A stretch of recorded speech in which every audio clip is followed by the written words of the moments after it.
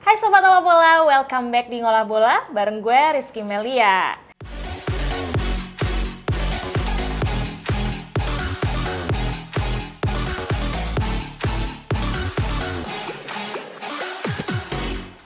Oke, selanjutnya kita beralih ke Liga Mancanegara nih, Sob ya. Sebentar lagi ya bakalan ada derby Manchester ya, antara Manchester United melawan Manchester City. Nah, kalau melihat ini gimana nih Bung Iksan? Kira-kira siapa nanti yang bakal menang? Ini game yang menarik ya. Akhirnya City ketemu juga United yang lagi terperform ya. 4 game selalu menang gitu kan. Di satu sisi City juga ya masih lah seperti yang kita bahas sebelum-sebelumnya bahwa masih jadi kandidat kuat juara.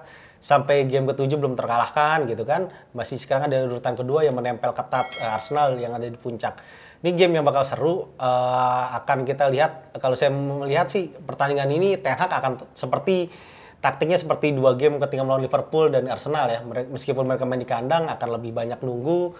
Jadi di sini Ten Hag mungkin akan melakukan untuk ketiga kalinya taktik yang selalu dia bilang tuh dia yang pikirkan adalah counter taktik dari lawan. Dia nggak mikir gimana MU harus bermain seperti apa yang dia mau, tapi utamanya dia adalah mencari counter taktik dari lawan. Contohnya dia udah tunjukin ketika melawan Klopp di lawan Liverpool, Mikel Arteta di Arsenal tuh sukses lah Ten Hag mencari antisipasi taktik dari 2 manajer yang emang tampil menyerang. Nah, nih Pep nih yang bisa ditandakan tanda kutip gurunya permainan ball position ya kan. Nah, ini akan jadi ujian juga gimana nih MU meredam, tahu sendiri kita sendiri City sekarang nggak cuma tim yang tampil nyerang, tapi punya jenderal lapangan tengah yang sekarang salah satu yang terbaik, Kevin De Bruyne. Ditambah lagi ada penyerang terbaik saat ini, Erling Haaland, yang 2 pemain ini, De Bruyne pemain paling banyak kasih assist di Liga Inggris saat ini, ada 6 assist. Haaland ya kita udah tahu lah penyerang top skor sekarang ya dengan 11 gol. Yang menarik nih juga, jadi yang dipikirkan Ten Hag menurut saya saat ini bukan bagaimana juga mereka meredam secara kolektif permainan City, tapi juga bagaimana bisa meredam individu-individu yang City punya yang kita tahu kualitasnya di atas rata-rata pemain Liga Inggris saat ini. Oke, berarti kira-kira siapa nih yang bakal menang nih di antara kedua tim ini? Saya masih jagokan City ya untuk bisa menang meskipun main di Old Trafford. Prediksi saya bakal City tuh bakal pegang ball position tuh di atas 65% lah. Dan lebih menyerang. City juga di luar Ten Hag tentang mencari counter attack, dia juga bakal Guardiola pasti mikirnya gimana nih ngeredam serangan balik City yang cepat ya.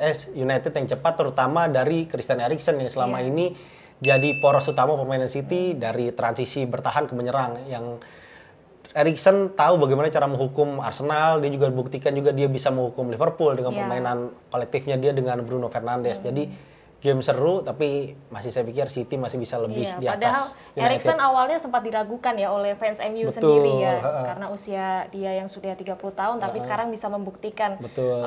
Sekarang sudah mulai menunjukkan performa terbaiknya ya Bung Iksan ya. Tapi biasanya MU nih kalau lawan tim-tim besar nih selalu menunjukkan taringnya loh Bung Iksan. Nah, ini juga nih menarik.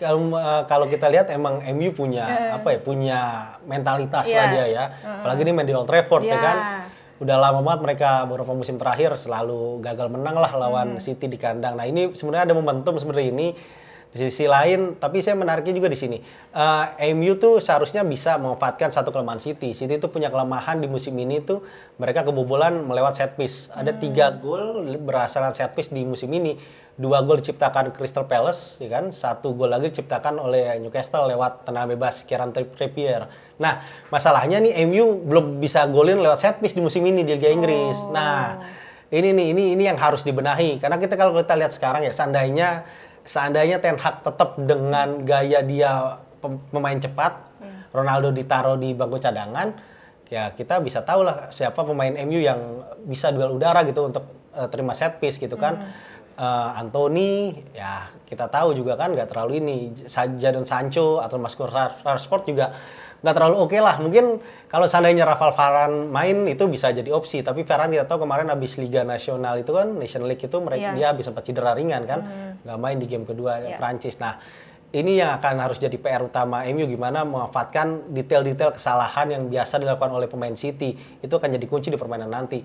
Apakah MU tentu akan main dengan serangan balik cepat, tapi mereka ada salahnya juga mereka coba untuk tampil memanfaatkan set piece yang selama ini masih jadi PR besar Guardiola yang selalu Guardiola keluhkan, termasuk ketika lawan Dortmund keunggulannya kan juga lihat set piece kan, Jude Bellingham bisa unggul lebih dulu. Nah itu yang harus jadi hal yang harus dimanfaatkan oleh MU nanti di pertandingan di Old Trafford.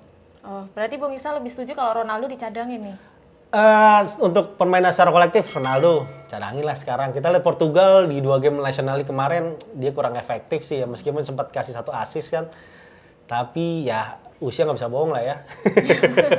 Tapi bukannya kalau duel-duel udara dia jago loh? Duel udara oke, tapi ya belum terlalu lah dia. Maksudnya oke ketika dia bisa memanfaatkan untuk set piece ya, tapi menurut saya Ronaldo bisa efektif itu ketika pemain-pemain City udah mulai turun lah secara performa, mungkin masuk di menit 70 itu lebih efektif menurut saya. Ronaldo dimainkan di menit-menit itu manfaatkan ya tadi itu.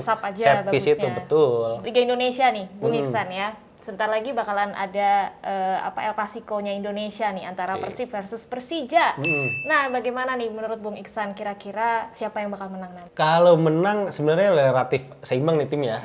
Dengan 2 pelatih sekarang ini ya kelas dunia ini, ada Luis Milla di Persib, apalagi Persib main di kandang, ada Thomas Doll di Persija gitu kan. Seru. Nah, ini bakal seru. Apalagi dua pelatih ini datang ke Liga Indonesia di musim ini dengan suguhan taktik yang sama, 3-5-2 gitu kan, 3 bek sejajar, 5 gelandang di tengah, tapi ada 2 sayap yang bisa kadang menjadi 5 bek sejajar ketika mereka bertahan, tambah 2 striker utama gitu kan. Nah ini yang akan disuguhkan mirroring taktik yang akan menarik nih, kira-kira dengan formasi yang sama, dengan pendekatan permainannya relatif sama lah, bola-bola pendek gitu kan, direct ball sesekali dari belakang ke depan ketika melakukan transisi cepat, dan ini akan dilihat sebenarnya pemenang dari laga ini akan ditentukan bahwa tim mana yang lebih banyak melakukan kesalahan, nah dia akan menjadi pemenang di laga El Clasico ini nanti. Ada 2 pemain Persija yang sepertinya diragukan untuk bermain nih, karena 2 pemain ini baru saja pulang ya dari Nation League ya, ada Kudela dan juga Yusuf. Nah, apakah ini akan menjadi peluang yang bagus gitu untuk Persib? Kudela yang salah satu di antara 2 pemain asing itu menurut saya Kudela yang bakal jadi kehilangan besar Persija ya, meskipun masih ada Ryuji Utomo, masih ada Muhammad Ferrari yang bisa ngisi posisi Kudela, nemanin Hansa Muyama sama Hanif Sabandi. Tapi Kudela ini kan dia punya pengalaman yang oke lah gitu kan, pengalaman yang sudah besar, usia udah 35 tahun, udah sering main di Eropa gitu kan. Kemarin disorot dia jaga Ronaldo seperti itu kan, pas lawan Portugal. Langsung viral banget itu. Viral banget. Persija juga blow up terus di media sosialnya performa Kudela sama Raul Ceko.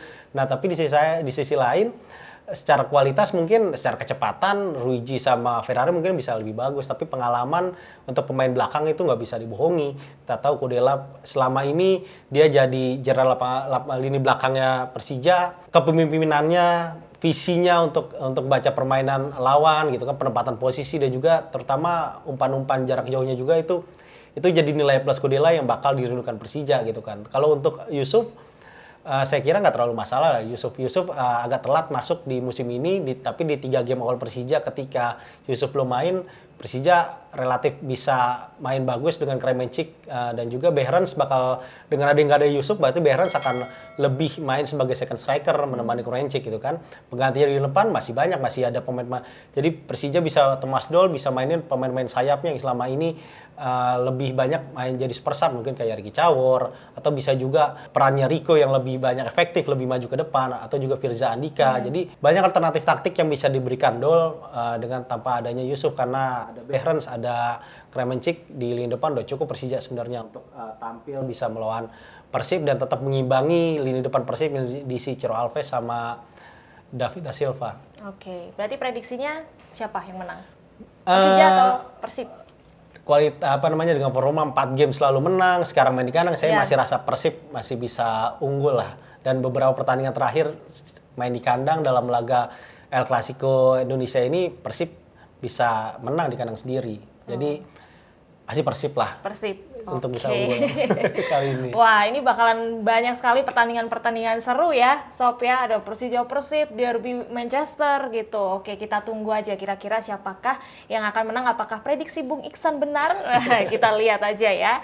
Tulis juga prediksi kalian, Sob. Kira-kira kalian mau jagoin siapa nih? Jagoin Manchester City atau MU atau jagoin Persija atau Persib gitu. Oke, terima kasih ya Sob ya udah nonton video ini. Jangan lupa like, subscribe dan juga komen. Kalian juga boleh komen kira-kira kita pengen bahas apa lagi nih minggu depan atau di next video. Oke, see you. Bye bye.